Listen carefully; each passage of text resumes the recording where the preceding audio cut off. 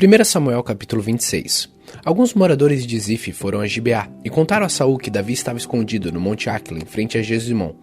Então Saul partiu imediatamente do deserto de Zif com 3.000 dos melhores soldados de Israel, a fim de procurar Davi. Eles acamparam no monte Aquila, em frente a Jesimon. Davi estava no deserto e ouviu dizer que Saul tinha vindo atrás dele. Aí enviou alguns espiões e ficou sabendo que Saul de fato estava ali. Imediatamente foi até lá e encontrou o lugar onde dormiam Saul e Abner, filho de Ner, comandante do seu exército. Saul dormia dentro do acampamento, e os seus soldados acampavam em volta dele. Então Davi perguntou ao heteu Aimeleque e a Abisai, cuja mãe era Zuria e cujo irmão era Joabe: "Quem de vocês vai comigo ao acampamento de Saul?" "Eu vou", respondeu Abisai. Assim, naquela noite, Davi e Abisai entraram no acampamento de Saul, e o encontraram dormindo no centro do acampamento, com a sua lança fincada no chão, perto da sua cabeça. Abner e os soldados dormiam em volta de Saul. Então Abisai disse a Davi: "Esta noite Deus colocou o seu inimigo nas suas mãos. Agora deixe que eu atravesse Saul com a lança dele e o espete no chão com um só golpe. Não precisarei dar 2 golpes." Mas Davi respondeu: "Não o mate, pois o Senhor Deus castigará quem levantar a mão para matar o rei que ele escolheu. Tão certo como o Senhor está vivo, assim ele mesmo matará Saul, seja quando chegar o seu dia de morrer, seja numa batalha. O Senhor me livre de levantar a mão contra quem ele escolheu como rei. Vamos pegar o jarro de água e a lança dele e vamos embora." Então Davi pegou a lança e o jarro de água que estavam ao lado da cabeça de Saul e foi embora com Abisai. Ninguém os viu, nem soube o que havia acontecido, e ninguém acordou. Todos estavam dormindo profundamente porque o Senhor tinha feito com que eles caíssem num sono profundo. Aí Davi passou para o outro lado do vale, foi até o alto do monte, e a uma boa distância deles, e gritou para Abner e para os soldados de Saul: "Abner, você está me ouvindo?" "Quem é que está gritando para o rei?" perguntou Abner. Davi respondeu: "Você é homem ou não é? Você não é o melhor soldado de Israel? Então por que não protegeu seu chefe, o rei? Agora mesmo alguém entrou no acampamento para matar o rei, o seu chefe. Você falhou, Abner. Eu juro pelo Senhor, o Deus vivo, que vocês todos morrerão, pois não protegeram seu chefe, que o Senhor Deus fez rei. Escutem, onde está a lança do rei? Onde está o jarro de água que estava ao lado da cabeça dele?" Saul reconheceu a voz de Davi e perguntou: "Davi, é você, meu filho?" "Sim, senhor", respondeu Davi. "Por que é que o Senhor continua a perseguir este seu criado? O que foi que eu fiz? Qual foi o crime que cometi? Ó rei, escute o que eu tenho a dizer. Se foi Deus que fez o Senhor se virar contra mim, ele mudará de ideia se lhe for feita uma oferta. Mas se foram certas pessoas que fizeram isso, que a maldição de Deus caia sobre elas, pois me expulsaram da terra do Senhor Deus para uma terra onde posso adorar somente deuses estrangeiros. Não me deixe ser morto em terra estrangeira, longe do Senhor Deus. Por que o rei de Israel viria aqui para procurar uma pulga como eu? Por que me caçaria como se eu fosse um pássaro selvagem?" Saul respondeu: "Eu errei. Volte, meu filho Davi. Nunca mais lhe farei nenhum mal, pois nesta noite você respeitou a minha vida. Tenho sido um louco e cometi um grande erro." Então Davi disse: "Aqui está a sua lança, Senhor. Que um dos seus homens venha buscá-la. O Senhor Deus recompensa aqueles que são fiéis e corretos. Hoje ele colocou o Senhor nas minhas mãos, mas eu não levantei a mão para matar aquele que Deus escolheu como rei. Assim como eu hoje respeitei a sua vida, que o Senhor faça o mesmo comigo e me livre de todas as dificuldades." E Saul respondeu a Davi: "Deus o abençoe, meu filho. Tudo que você fizer dará certo." Então Davi foi embora e Saul voltou para casa. 1 Samuel capítulo 27. Davi pensou assim: "Algum dia Saul vai me matar. A melhor coisa que eu posso fazer é fugir para a terra dos filisteus. Aí Saul deixará de me procurar em toda a terra de Israel, e assim eu ficarei livre de perigo." Então Davi e os seus 600 homens foram imediatamente para onde estava Aquis, filho de Maoque, governador de Gate. E Davi e os seus homens ficaram morando ali em Gate, com as suas famílias. Estavam com Davi as suas 2 mulheres, Ainoã, de Jezreel, e Abigail, a viúva de Nabal, de Carmelo. Quando Saul soube que tinha fugido para Gate, deixou de procurá-lo.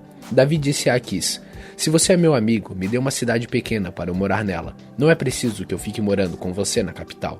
Então Aquis deu a Davi a cidade de Siclag. Por isso, até hoje, Siclag pertence aos reis de Judá. Davi morou 1 ano e 4 meses na terra dos filisteus. Davi e os seus homens costumavam atacar os Gesuritas, os Girzitas e os Amalequitas, que viviam naquela região há muito tempo. Atacavam a terra deles desde o sul até o Egito. Matavam todos os homens e mulheres e tomavam as ovelhas, o gado, os jumentos e os camelos, e também as roupas. Aí Davi voltava para Gate. E Aquis lhe perguntava: "Quem foi que você atacou hoje?" E Davi respondia que tinha atacado o sul de Judá, ou a tribo de Jeremeel, ou a terra dos queneus. Davi matava todos, homens e mulheres, para que ninguém voltasse a Gate, e contasse o que ele e os seus homens faziam. Davi fez isso todo o tempo em que morou entre os filisteus. Aquis confiava em Davi e dizia: ele é muito odiado pelo seu próprio povo, os israelitas, e por isso trabalhará para mim a vida inteira.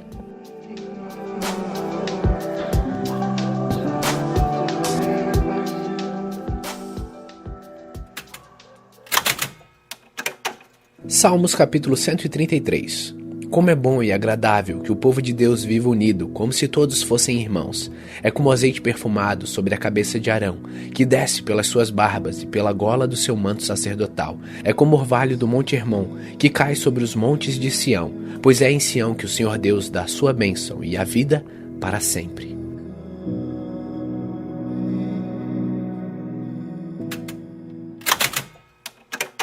Gálatas capítulo 3.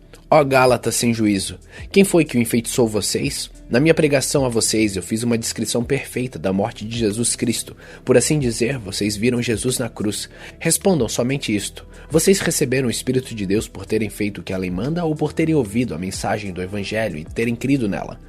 Como é que vocês podem ter tão pouco juízo? Vocês começaram a sua vida cristã pelo poder do Espírito de Deus e agora querem ir até o fim pelas suas próprias forças?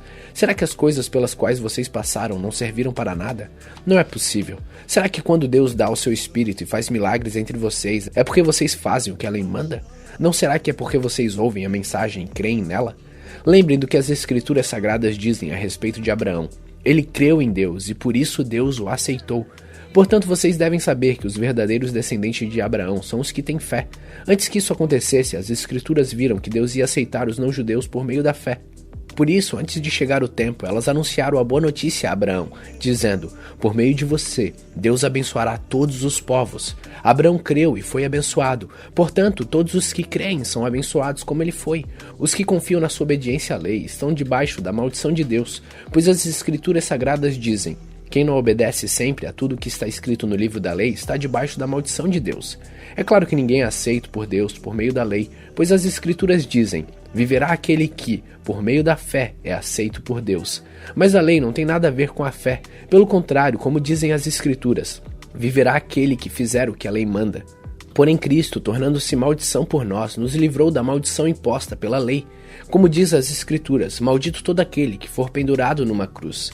Cristo fez isso para que a bênção que Deus prometeu a Abraão seja dada, por meio de Cristo Jesus, aos não-judeus, e para que todos nós recebamos por meio da fé o Espírito que Deus prometeu. Meus irmãos, vou usar um exemplo da vida diária. Quando duas pessoas combinam alguma coisa e assinam um contrato, ninguém pode quebrá-lo ou acrescentar alguma coisa a ele. Pois Deus fez as suas promessas a Abraão e ao seu descendente. Quando as Escrituras dizem que Deus fez a sua promessa a Abraão e a sua descendência, elas não querem dizer que se trata de muitas pessoas, mas de uma só, isto é, Cristo.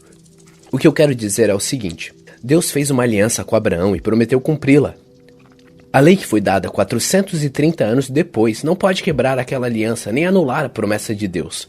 Porque se aquilo que Deus dá depende da lei, então o que ele dá não depende da sua promessa, mas o que Deus deu a Abraão, ele deu porque havia prometido. Então por que é que foi dada a lei? Ela foi dada para mostrar as coisas que são contra a vontade de Deus. A lei devia durar até que viesse o descendente de Abraão, pois a promessa foi feita a esse descendente. A lei foi entregue por anjos e um homem serviu de intermediário. Porém não é preciso haver intermediário quando se está falando de uma só pessoa, e Deus é um só. Será que isso quer dizer que a lei é contra as promessas de Deus? É claro que não.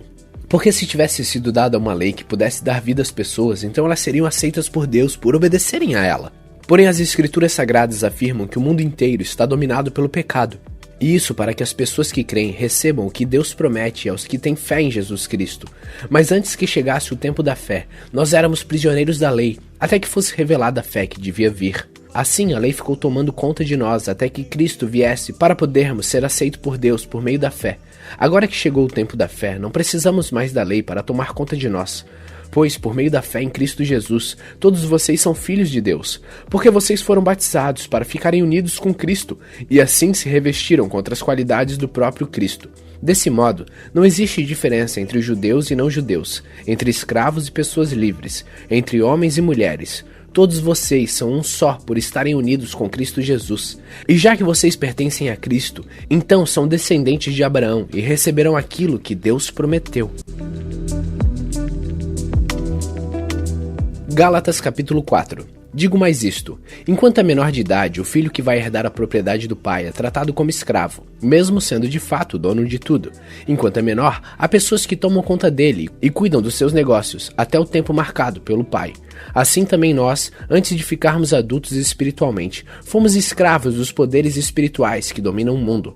Mas quando chegou o tempo certo, Deus enviou seu próprio filho, que veio como filho de mãe humana e viveu debaixo da lei, para libertar os que estavam debaixo da lei, a fim de que nós pudéssemos nos tornar filhos de Deus. E para mostrar que vocês são seus filhos, Deus enviou o Espírito do seu Filho ao nosso coração, o Espírito que exclama: Pai, meu Pai. Assim, vocês não são mais escravos, vocês são filhos, e já que são filhos, Deus lhe dará tudo o que ele tem para dar aos seus filhos. No passado, vocês não conheciam a Deus, e por isso eram escravos de deuses que de fato não são deuses. Mas agora que vocês conhecem a Deus, ou melhor, agora que Deus os conhece, como é que vocês querem voltar para aqueles poderes espirituais fracos e sem valor?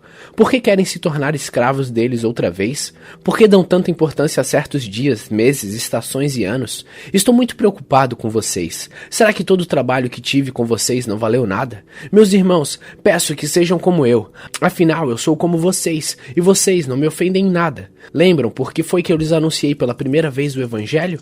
Foi porque eu estava doente. Mas vocês não me desprezaram, nem me rejeitaram, embora meu estado de saúde fosse uma dura prova para vocês. Pelo contrário, vocês me receberam como se eu fosse um anjo de Deus, ou mesmo como se eu fosse Cristo Jesus. E como vocês estavam felizes, eu posso afirmar que se pudessem, vocês teriam arrancado seus próprios olhos para me dar. O que foi que aconteceu? Será que agora, por ter dito a verdade, eu me tornei inimigo de vocês? Esses homens mostram grande interesse por vocês, mas a intenção deles não é boa. O que eles querem é separar vocês de mim, para que vocês sintam por eles o mesmo interesse que eles sentem por vocês. É bom vocês terem um interesse sincero, sempre, e não somente quando eu estou com vocês. Meus queridos filhos, eu estou sofrendo por vocês como uma mulher que tem dores de parto, e continuarei sofrendo até que Cristo esteja vivendo em vocês. Como eu gostaria de estar aí agora para poder falar com vocês de modo diferente. Estou muito preocupado com vocês. Vocês que querem estar debaixo da lei, me digam uma coisa. Vocês não estão ouvindo o que a lei diz? Ela diz que Abraão teve 2 filhos, um de uma escrava Agar e outro de uma mulher livre, Sara. O filho da escrava foi gerado como todas as crianças são geradas, mas o filho da mulher livre foi gerado por causa da promessa de Deus. Isto serve como um símbolo. As 2 mulheres representam as 2 alianças. Uma aliança é a do Monte Sinai e está representada por Agar. Os que são dessa aliança nascem escravos, pois Agar representa o Monte Sinai na Arábia, e Agar é o símbolo da Jerusalém atual, que é escrava, com todo o seu povo. Mas a Jerusalém celestial é livre e ela é a nossa mãe, pois as escrituras sagradas dizem: Você, mulher que nunca teve filhos, fique alegre. Você que nunca sentiu dores de parto, grite de alegria, pois a mulher abandonada terá mais filhos do que a que mora com o marido. Meus irmãos, vocês são como Isaque, são filhos de Deus por causa da promessa divina. Naquela época, o filho que havia sido gerado, como todas as crianças são geradas, perseguiu o que havia sido gerado por causa do Espírito de Deus. E a mesma coisa está acontecendo agora. Mas o que é que as escrituras sagradas dizem? Elas dizem: mande embora a escrava e o filho dela, pois o filho da escrava não herdará a propriedade do pai junto com o filho da mulher livre. Portanto, meus irmãos, nós não somos filhos de uma escrava, mas de uma mulher livre.